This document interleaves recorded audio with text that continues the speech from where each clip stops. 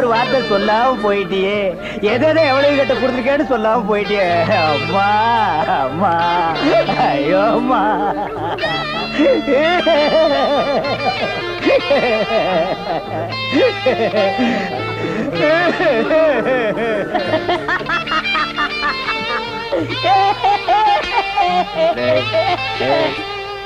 ஏன்டா சிரிக்கிற? இது என்னது? பார்த்தா தெரியல, இது பொணம்டா. திருவள்ளுவர் என்ன சொல்லியிருக்காரு? என்ன சொல்லியிருக்காரு? இடுக்கண் வருங்கால் நல்க. தும்ப ஒரு நேரத்தையே சிரிக்கணும்னு நீங்க தான் சொன்னீங்க. உங்களுக்கு ஒரு நியாயம், ஊருக்கு ஒரு நியாயமா? எவருங்க எல்லாரும் இப்ப சிரிக்கணும், இல்ல கடிச்சு விடுவேன்.